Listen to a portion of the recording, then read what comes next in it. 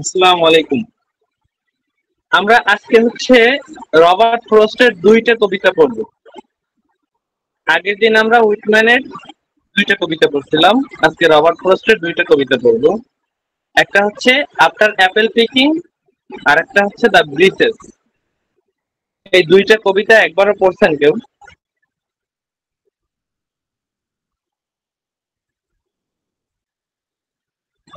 Hello, পড়িনি।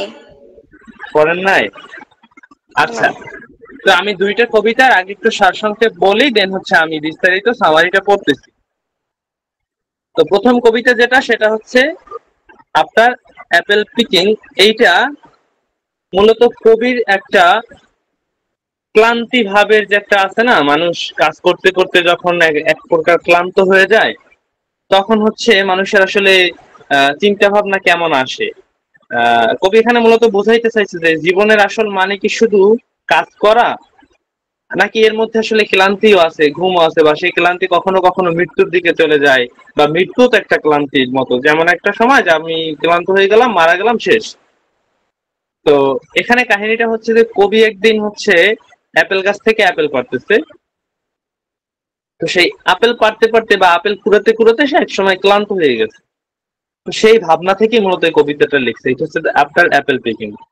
এরপর the breaches, এই যে কবিতাটা, এই কবিতায় আপনারা একটা জিনিস দেখেন,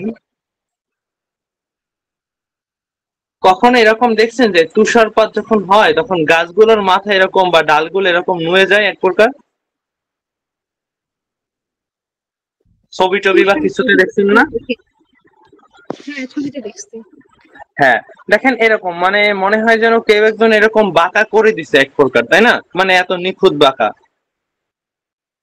তো এইটা কবি বুঝতেছে যে এটা তুষারপাতের কারণে হয়েছে, বাট উনি নিজেকে নিজে বোঝাইতেছে যে না, এটা পাশের একটা ছবি দেখেন, যে বাচ্চারা বাঁকা করছে একদম নিপুণ হাতে, নিচে আরো ছবি আছে দেখেন এগুলো।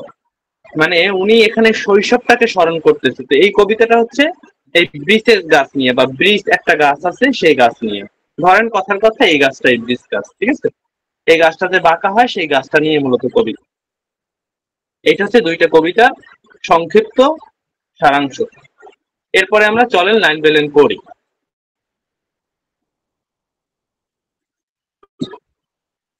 স্ক্রিন দেখতে কোনো প্রবলেম হইলে বললেন। শামীম আপু পড়েন এটা। After Apple Peking, Robert frost. এক মিনিট। রবার্ট ফ্রস্টের একটি চমৎকার কবিতে যেখানে কবিতা মনে হয় হবে, তাই না? আচ্ছা, আফটার অ্যাপেল পিকিং রবার্ট ফ্রস্টের একটি চমৎকার কবিতা, যেখানে তিনি গ্রামীণ ইংল্যান্ডকে দেখানোর চেষ্টা করেছেন। এই কবিতাটি মূলত স্পিকারের আপেল কোরানোর পরবর্তী অভিজ্ঞতা নিয়ে লেখা হয়েছে। একদিন স্পিকার একটি মই এবং ড্রাম নিয়ে আপেলের বাগানে যান। তিনি মই লাগিয়ে গাছ থেকে অনেকগুলো আপেল পাড়েন। তারপর সেগুলো ড্রামের ভেতরে ভরতে শুরু করেন, হয়তোবা হবে। তার মতে প্রায় 10,000 মতো আপেল তিনি কুড়িয়েছেন। এখনো অনেক আপেল কুড়ানো বাকি আছে, কিন্তু তিনি প্রচন্ড ক্লান্তি অনুভব করছেন। তার চোখ দুটো ঘুমে জড়িয়ে আসছে এবং তিনি এক ঘোরের মধ্যে চলে যাচ্ছেন।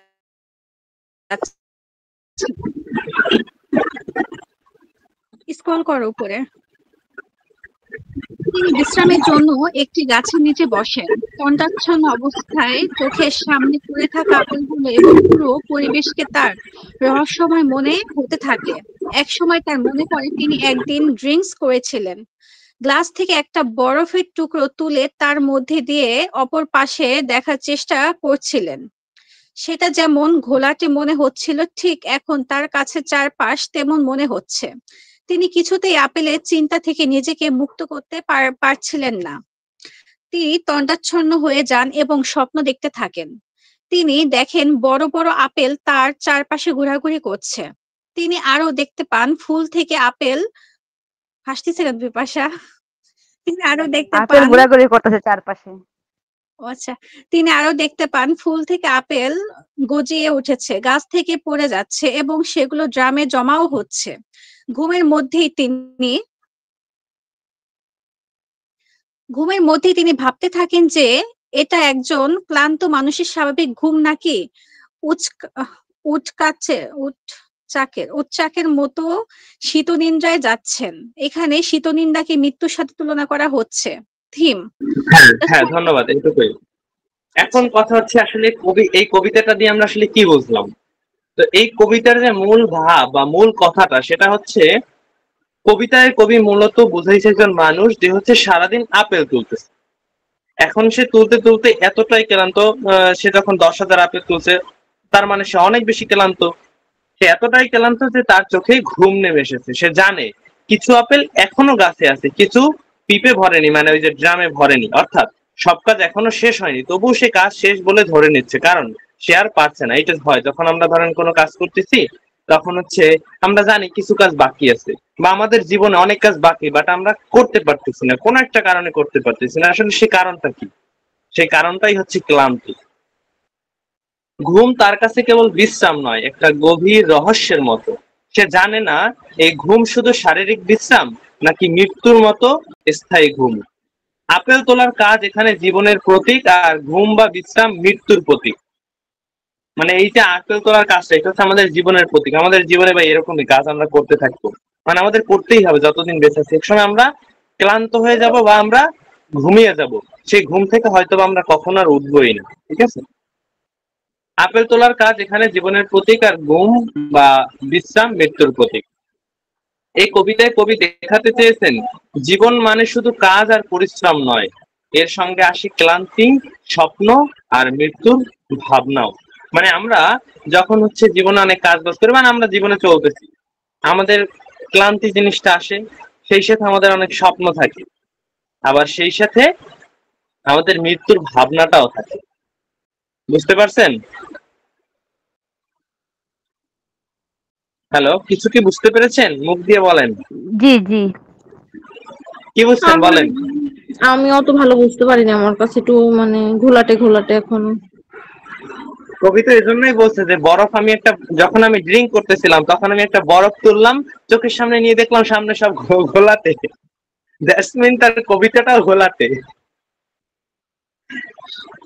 মূলত যে মূল ভাবটা সেটা হচ্ছে, ধরেন এই আপেল তোলা, এইটা হচ্ছে আমাদের জীবন। মানে আমাদের জীবনটা এরকম কর্মঠ, মানে আমরা কাজ করতেছি করতেছি করতেছি, একটা সময় গিয়ে কি হয়, আমাদের কাজ কি সব শেষ হয়? শেষ হয় না, আমরা তার আগেই ক্লান্ত হয়ে যাই, ক্লান্ত হইয়া ঘুমাই। হয়তো আমাদের সেই জীবনের ঘুমটা হয় কি মৃত্যুর ঘুম। মানে একটা মানুষ সে কাজ করতেছে করতেছে, হঠাৎ সে ক্লান্ত হয়ে মারা গেল, মানে তার কাজটা এখানে শেষ, বাট তার তো অনেক কাজ পড়ে আছে, তাই না? এরকম, বুঝছেন? কাব্যবাবু কি বুঝছেন কিছু? হ্যাঁ, বুঝতে পেরেছি। মানে ওই আপেল তোলাটা হচ্ছে আমাদের মানে জীবন, মানে জীবনের সমস্ত মানে সময়টা, আর যে শুধু ঘুমাচ্ছে আমাদের জীবনটা, হ্যাঁ মানে হ্যাঁ যে রেস্ট নিচ্ছে এটা হচ্ছে মৃত্যু, তাই হ্যাঁ, না? এবং সেই, হ্যাঁ, আর এবং ঘুমের সেই আগে যে হচ্ছে জীবনে, স্বপ্নগুলো দেখছে। সেই জীবনে অনেক স্বপ্ন থাকে, সেই জীবনে অনেক হচ্ছে ক্লান্তি থাকে, সেই জীবনে মৃত্যুর ভাবনাও থাকে, মনে হচ্ছে যে আমি আসলে কি মরে যাচ্ছি কিনা, এরকম, বা আমি হঠাৎ মরে যাবো কিনা, এরকম ভাবনা কার হয় না বলেন? সবার হয়। আচ্ছা, তাইলে আমরা নেক্সট কবিতায় চলে যাই। হ্যাঁ, দ্য ব্রিসেস। তো আমি এখানে তিনটা ছবি দিছি, দেখেন। তিনটা ছবির মধ্যে একটা হচ্ছে অরিজিনাল ছবি, যেটা তুষার পাতা, এইটা হচ্ছে আপনার আর্ট। ঠিক আছে, তো এইখানে দ্য ব্রিসেস কবিতাটার মধ্যে মূলত, আমি তো প্রথমেই বলছি এখানে যে তুষার পড়তে পড়তে যে গাছগুলো যে বাঁকা হয়ে গিয়েছে, সেই কবিতায় মানে সেই জিনিসটাকে ভেবে মূলত কবিতায় কবি কবিতাটা লিখছে। এই কবিতায় কবি বাঁশ গাছ নিয়ে তার অনুভূতি প্রকাশ করেছেন। তিনি যখন বাঁকানো বাঁশ গাছগুলোর দিকে তাকান তখনই ভাবনায় ডুবে যান। এই যে ধরেন এইটা বাঁশ গাছ, এখানে যখন উনি বাঁকানো গাছগুলোর দিকে তাকাইছেন, এই যে বাঁকানো, তখন উনি ভাবনায় ডুবে গেছেন। কিন্তু তিনি ভাবতে পছন্দ করেন যে কেন বাচ্চারা, কোনো বাচ্চারা হয়তো দোল খেতে গিয়ে গাছটি বেঁকে গিয়েছে। ঠিক আছে, মানে উনি জানে যে এখানে হচ্ছে কেন এটা বাঁকা হয়েছে, বা উনি কিন্তু এইটা ভাবতেছে যে হয়তো বাচ্চারা দোল খেতে গিয়ে গাছটি বাঁকিয়ে ফেলছে। কবি বলেছেন পাঠকদের অবশ্যই বরফ আচ্ছাদিত বার্স গাছ দেখা উচিত। সকালের সূর্যের আলোতে শিশিরের বিন্দুগুলো চিকচিক করে, বরফের ভরে গাছগুলো ভাঙে না, বরং বেঁকে যায়। কিন্তু কবি এটা এই কি বার্চ হবে নাকি বাস হবে?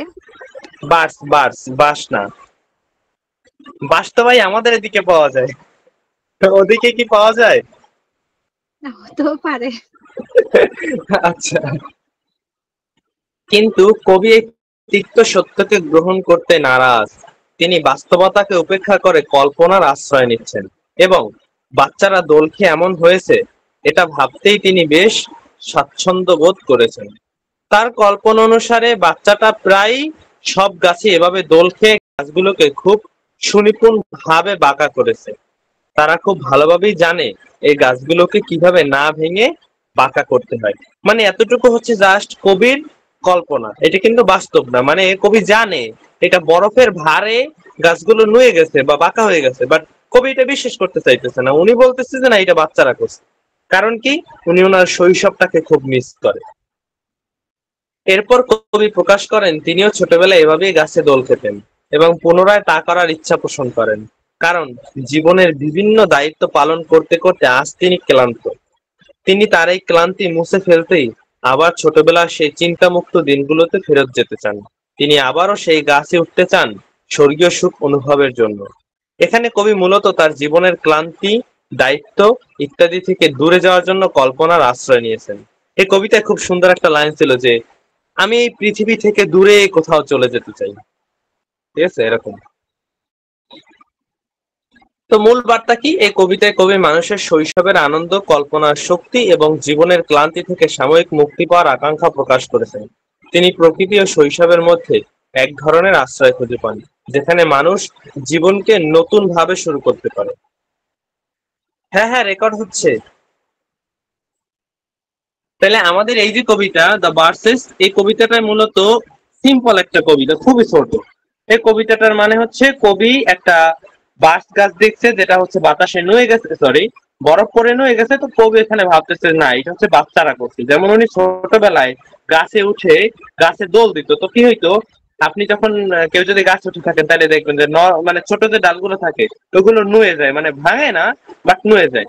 তো এরকম কবি ভাবতেছে এরকম করছে এবং কবি এটা করতে চায়। মানে কবি যখন বড় হয়েছে বা আমরা যখন বড় হই, আমাদের জীবনে কিন্তু অনেক দায়িত্ব থাকে, অনেক কাজ থাকে। সেই কাজ থেকে মূলত আমরা মুক্তি পাইতে চাই। সেই মুক্তি পাওয়া থেকেই মূলত, মানে মুক্তি পাওয়ার যে একটা ইচ্ছা, এই ইচ্ছাটা আসলে কবিরও আছে। কবি সেই কথাটা এখানে বলছেন। বুঝতে পারছেন?